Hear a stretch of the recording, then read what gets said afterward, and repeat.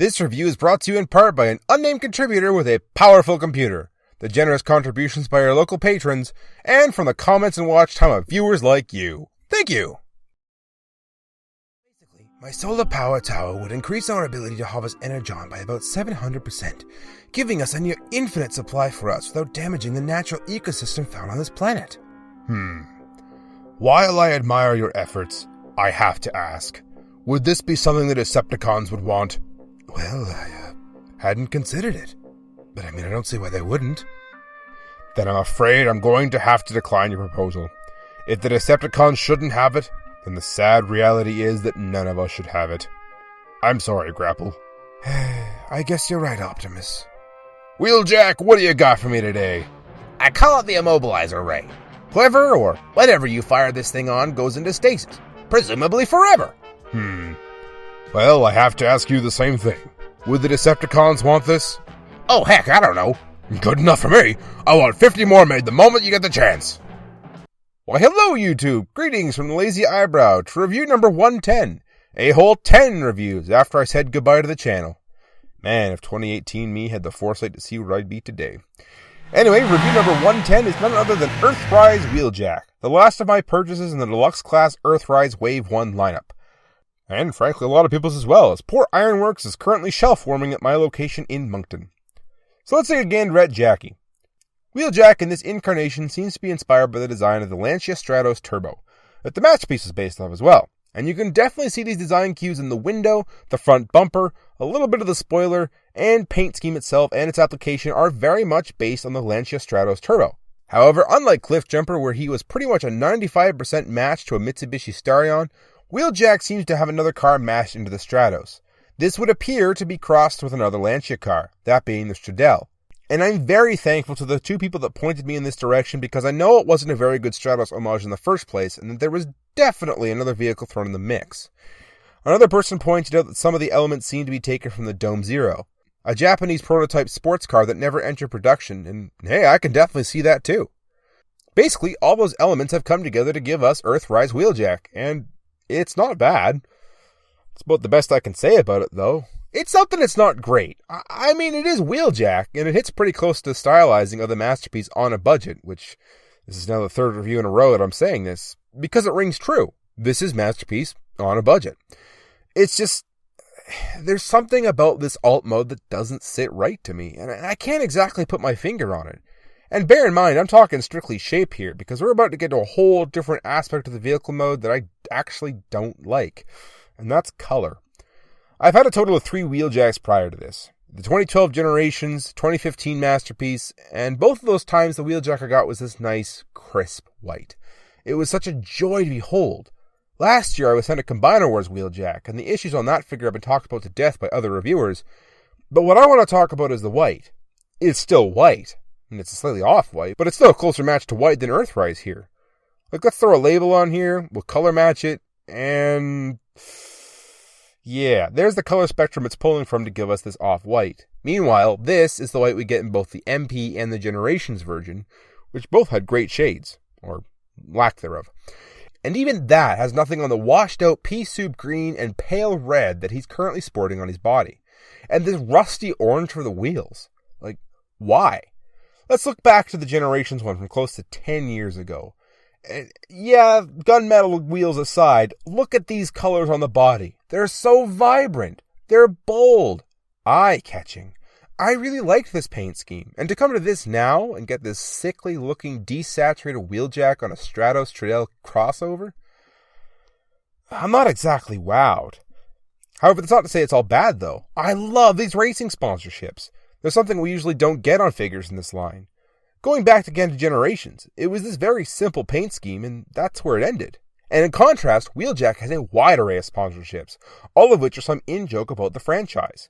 Stuff like Wheeljack Convenzione, which at first I thought that was a reference to AutoZone as kind of a neat nod, but nope, apparently it's Italian for invention, which I can't lie, that's an amazing little nod considering Italian-inspired car. Icon is spelled out over here in the same style as NASCAR. We have Lucky, W Motors, Autobot Tracks, Rally X, Cybertron Con, stylized like it's some sort of website you can visit, Ricochet over here, Cybertron spelled out in Japanese, Swerve stylized like the brand Supreme, and more. Okay, so I'm not digging the colors, but I am definitely digging how much fun the designers had here. I mean, we have more details in terms of made-up sponsorships than we saw even on the likes of Masterpiece Smokescreen and Wheeljack combined. Alright, so I love the sponsorships, not crazy about the mold, and rather dislike the colors. So let's spruce them up a little. First off, red paint and the 5mm ports at the back really bring out the taillights. And chrome, of course, is always welcome on our exhausts. Those rusty orange wheels get to be red now, with some black detail here to bring out some of the rear-engine vehicle mode's intake design. Which, side note, is also where the Lamborghini Countach's intakes are, which makes my rant about why I liked MP39 outdated, and therefore has been taken down. Alright, back to Wheeljack. So on the other side, I went to paint my wheels, but my particular copy had a production error, and I ended up having way too much flashing on the rims than I should have. So, since I had to take off to repair this, let's get a look at them brakes. This here is exactly what I was expecting to find on Cliffjumper instead of the molded detail that he had. And as such, I'm a little underwhelmed to find them just to be standard holes here. They're still going to get chrome, of course, and the red wheels put on, but coming from the insanely great molding of Cliffjumper, maybe I'm feeling a little spoiled. It's a really, really insignificant detail that you never really see, and honestly, it would make more sense here on a race car than it would a street race car, so it's a little disappointing to have not here, but hey, the world keeps spinning on now, doesn't it? On the front, I put a small amount of chrome to the fog lights, and on the back, I added black lines to really showcase the fact that this is stepping down, and is otherwise how the driver is supposed to see out the back. So there we have it. Those are small details that help spruce up your Earthrise Wheeljack. And, well, he's definitely not terrible. It adds a little something here and there, and those red wheels pop, man. Now, will I be satisfied with small details? Most of you know me. That answer's no. While I'm a master with a paintbrush, I still took Wheeljack from this washed-out-looking race car to this. A proper homage to the Alitalia livery. Right off the bat, I fully understand why this paint scheme wasn't applied, so I'm not ragging on the art team. This is a trademarked thing. However, why these colors weren't applied? That's beyond me. The paints I chose compared to what we got are more vibrant. They're way less desaturated. They're actually green and red. And okay, I'll admit my lines aren't super sharp. I'm still having issues with masking my figures. But hey, I'll take these colors any day. So yeah, this is my version of Earthrise Wheeljack. I have a feeling Toy Hacks is going to try their hand replicating this. Mind you, with all the complex surfaces seen all over the figure, I don't exactly see how they're going to accomplish this on the sides. Personally, I didn't feel like waiting and I jumped into the paintbrush. This started with me trying to add A-pillars to the windows to try and break up the monovisor, and then I sort of just got carried away, and man, I can't say enough how much better I like it this way. As an added bonus, a lot of people haven't noticed, the molded window is actually supposed to carry on over here, but for some reason the black paint was missed, and the window sort of just ended. For size comparison, Earthrise Wheeljack, G1 Ricochet, Combiner Wars Wheeljack, Siege Bluestreak, Generations Drift, Earthrise Hoist, Earthrise Grapple, G1 Optimus, Studio Series Optimus, and finally Earthrise Starscream, who, fun fact, is HO scale weirdly enough, but I'll cover that more in depth whenever this guy gets reviewed. So that's vehicle mode. It's not bad by any stretch. It's even pretty good by Wheeljack standards.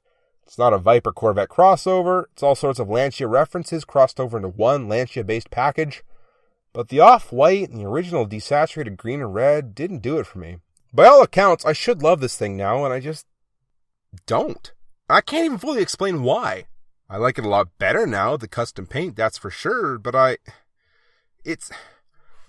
You're tearing me apart, Wheeljack! I don't know, I think coming from Cliffjumper, who I just felt was much better, it's like coming down off a sugar high, and sure, that joke was funny, but I've been laughing so much for the past 80 minutes that I've sort of forgot what is and isn't funny. This really has me conflicted. Let's take a quick commercial break while I try and sort out my feelings, and we'll jump into Transformation when we come back. The Transformers will return after these messages.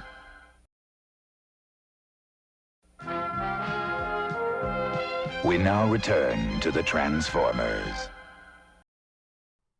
So, Transformation. Start by opening up and spreading the arms. This will allow the whole front of the car to spin around. Then you can unlock and fold down the shoulder while straightening out the arms. Rotate the head up, move the roof into place as the chest, and rotate the spoilers to be his back wing antenna things. On the arms, rotate the forearms without moving the hands. On the fronts of the car, swing around the sides about halfway, fold in the front of the windshield, finish the leg transformation, and rotate the feet out. And we're done. First off, let's bring out the vanilla mold to get a comparison to the changes made. My version is very much based on the first incarnation of the masterpiece Wheeljack, not the plus version. As such, the chest is striped versus the big red sections, which are more cartoon accurate than anything. I know when the masterpiece was originally released that there was a good chunk of people I talked to that wished the masterpiece was more akin to the Masterpiece Plus that would eventually come out, and that's something I never quite understood. I get some people want G1 accuracy to a fault sometimes, and no offense to those people, you're more than welcome to like what you like, but I find the cartoon paint scheme to be a little boring and minimalistic, and that's not exactly something I like. I found the original Masterpiece color scheme to just be more visually appealing and interesting to look at, so I'm happy to have it here. And well, that translates to the back as well. I also get not a lot of people like looking at the backs of figures, though lately Jobby seems to be spearheading the efforts to change that line of thinking, and good on him. But the custom paint definitely is more eye-catching here again, because the colors aren't desaturated. I think that's the theme of this episode. 109 was about looking at breaks, 110 is going to be about the saturation values. Anyway, moving on.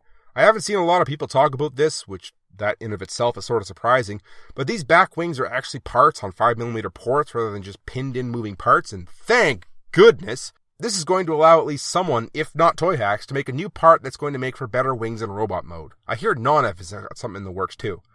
I really like this idea to turn the spoiler into this. It's really clever, and if nothing else, the spoilery bits make for excellent skis. And Earthrise being Earthrise, they just plug into the bottom of the feet like everybody else in Siege and Earthrise. Borrow a pair of ski poles from Jetfire, and we're ready for some cross-country skiing.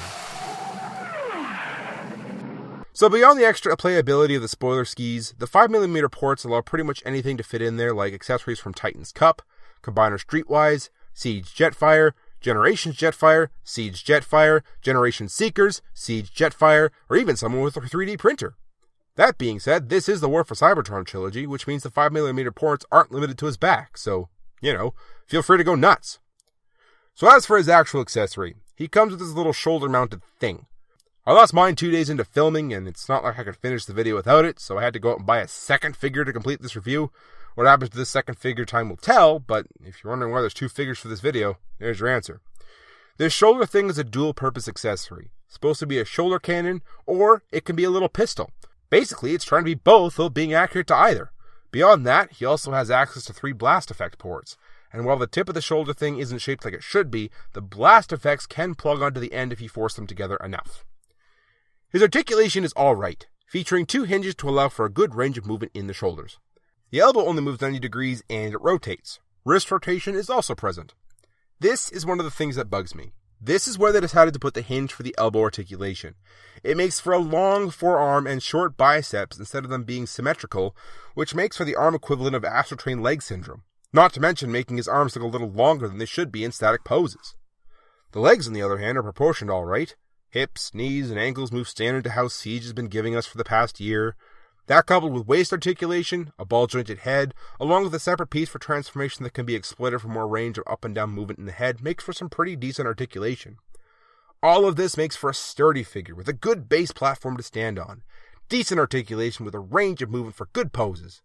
He can be seen working on a neutron bomb, and also be seen being chased down by Ratchet for continuing to borrow tools without asking or returning them. Wheeljack's a bit of a tortured scatterbrained inventor after all. For a size comparison, Legend-scaled Brawn and Beachcomber. Supposed to be Legend-sized Cliffjumper and Huffer. Former Deluxe Jazz and Cliffjumper. Legacy Deluxe-sized Bumblebee and Prowl.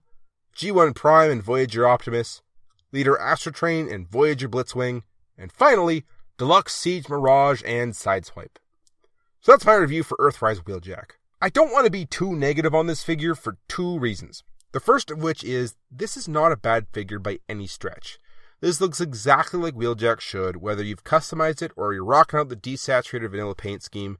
There are absolutely 0 full parts. They wanted a smaller windshield, so they segmented the windshield to accomplish this and hid away the parts they didn't need, and that's awesome, and I really appreciate it. They're going to do this for the new Sunstreaker that's coming out, and I'm really excited for that release. The second reason is, it's just a good Wheeljack. It's got good articulation, it's just a good Wheeljack. And yet, I don't know, I'm just bored with the figure. It just feels like a checklist of things they needed to do in order to make a Wheeljack. Like, yeah, it's Wheeljack, but nothing about it especially jumps out at me as amazing when considered at just a figure standpoint. It's certainly a lot better than a Combiner Wars version that was my stand-in, and hey, it's even better than the Generations one from way back when, where it feels like that one was swimming in a sea of parts. Maybe my expectations are running high from Cliffjumper. I'm not sure. But regardless, my final thoughts are, yep, that certainly is a Wheeljack. This has been the Lazy Eyebrow.